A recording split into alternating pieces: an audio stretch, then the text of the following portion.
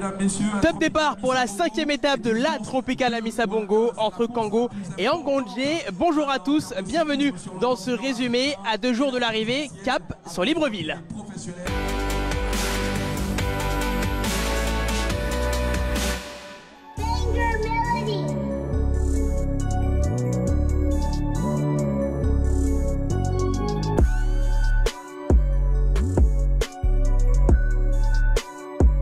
Derrière ses lunettes, un ancien combattant.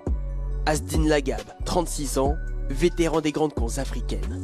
Souvent placé, jamais gagnant sur la Tropicale, jusqu'à cette victoire éclatante la veille à Lambaréné. Un moment de grâce qui résonne bien au-delà du clan algérien. Parmi les suiveurs, les organisateurs, même les autres équipes africaines, tout le monde me félicitait, ils étaient tous contents de ma victoire.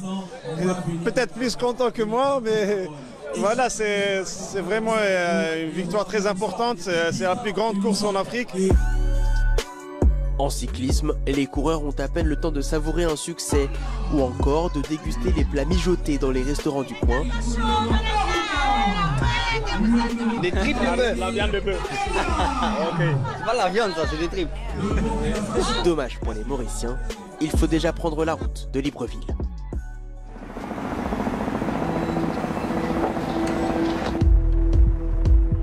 Pour cette 5e étape, le parcours livre un menu express, 103 km à travers la province de l'Estuaire.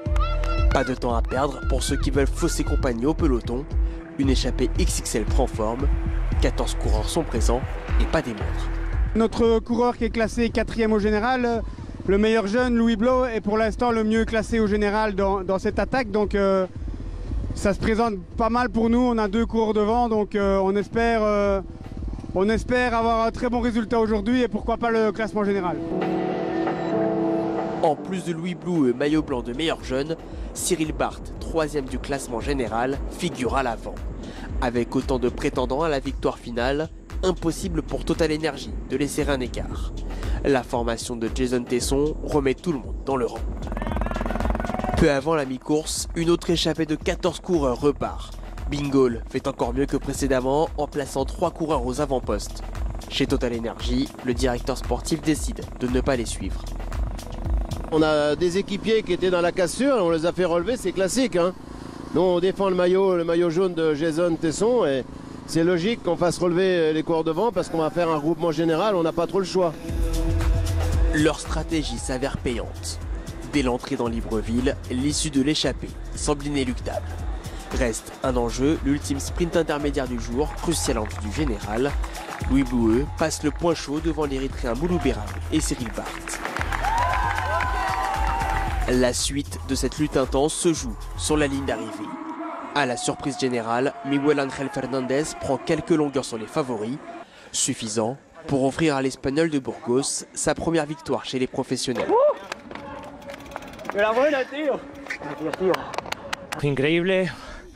C'est incroyable, je dédicace cette victoire à toute ma famille parce qu'elle a toujours été à mes côtés, mais aussi à l'équipe parce qu'elle m'a beaucoup aidé pendant la journée. Je suis très content. Toujours aussi convoité, le maillot jaune reste sur les épaules de Jason Tesson. Si son coéquipier de Total Energy, Geoffrey Souple, suit de près, leurs adversaires pointent désormais à plus de 17 secondes. Entre Kango